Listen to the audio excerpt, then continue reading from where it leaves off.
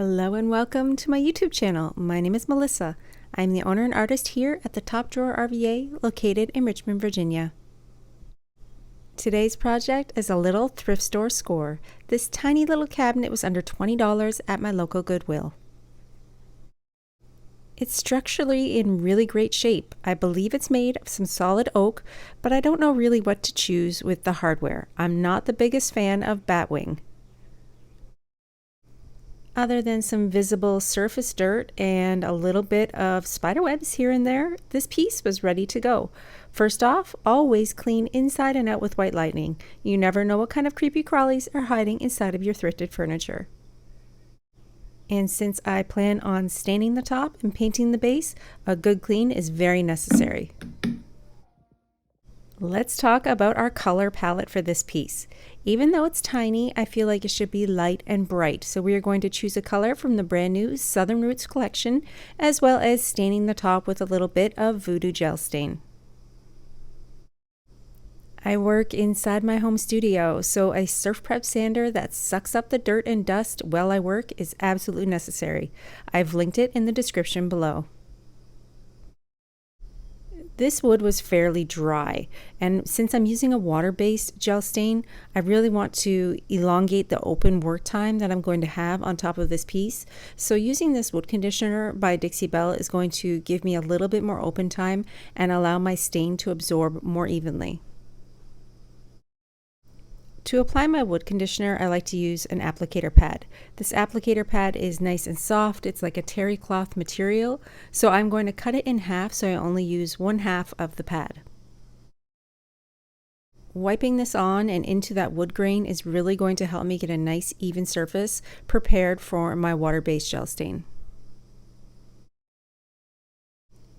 This wood conditioner doesn't have any smell to it, and it actually doesn't take a lot of it at all to cover this surface. As long as you keep rubbing, you can really push that into and permeate the actual wood grain on the piece.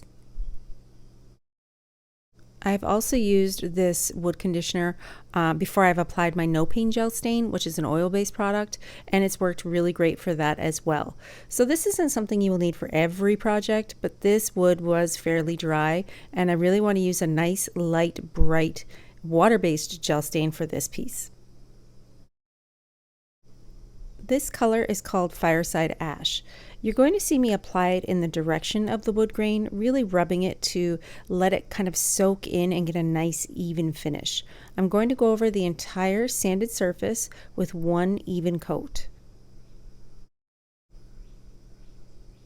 The reason why you see me putting it onto the applicator pad and not putting it directly on this wood is because I find that if you were to take your little tube of VooDoo gel stain and just stick it right there on top of that wood surface, it's going to absorb a little bit heavier in those areas where you've kind of laid it out on that pattern. So I would rather apply it to my sponge and then just push it down in the direction of the wood grain, getting it nice and even.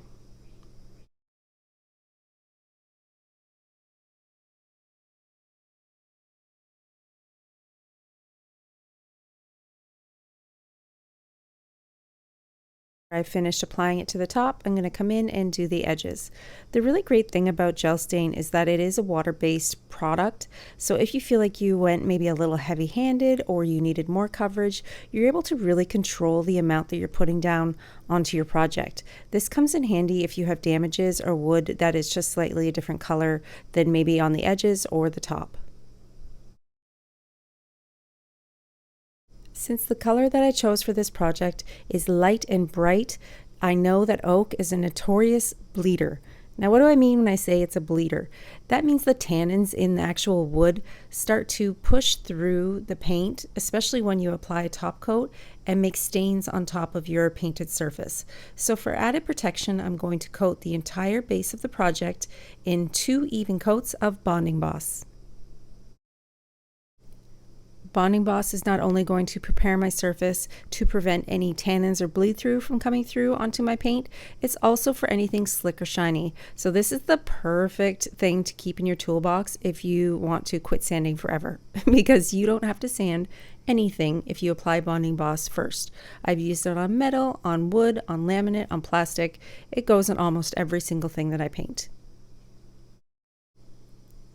So there are a few key things that you do need to remember if you're using Bonding Boss.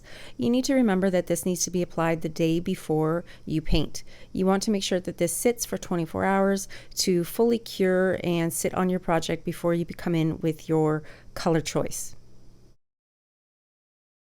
Since Bonding Boss is a little bit of a thicker formula, I like to apply this with a foam roller. It really allows me to get a nice smooth surface and ready for my paint.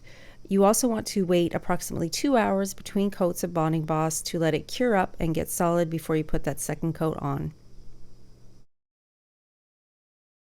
One more added handy dandy tip of the day. For any project that I'm using Bonding Boss on, I use a disposable brush or a disposable roller.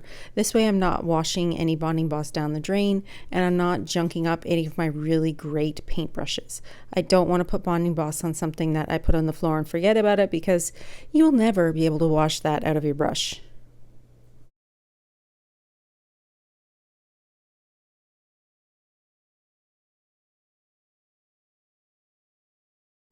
So after I have waited my 24 hours for this to get hard and cure up, I am ready for paint. And today's paint color is one that is brand new for me. This is Gardenia. It's from the brand new 7 colors that Dixie Belle has released, all based on the Southern Roots collection. They are all beautiful, neutral, and muted colors. This is chalk mineral paint. This paint is 0 VOCs. That means there is no smell, there is nothing here that will bother you. You can paint indoors, around your pets. It is absolutely no worry at all.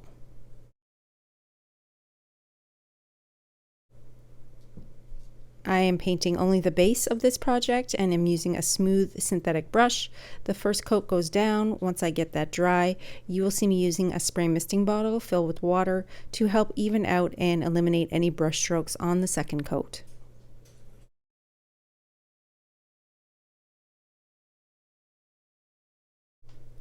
Chalk mineral paint is my go-to paint whenever I want to get a nice blend. If I'm pushing together a couple colors for an ombre blend, it's really one that I tend to gravitate towards since it's so simple and easy to use.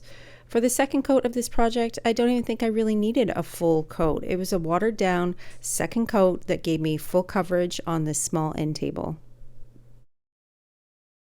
For this tiny table, I decided to use my satin clear coat. I sealed the top of this project using my blue sponge, dampened with a little bit of water, as well as the base of this project sealed in the same fashion.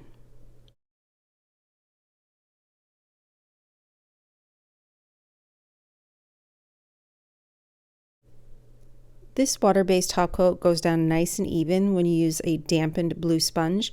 I keep it in the direction of the wood grain. It does look a little bit milky when you see me apply it here, but it dries completely clear with a gorgeous satin finish.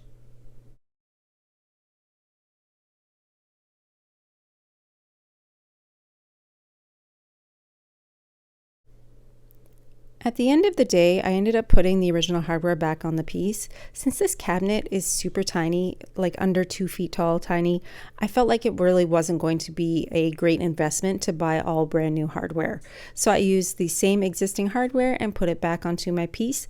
I ended up really liking the coastal vibe, that it came together perfectly.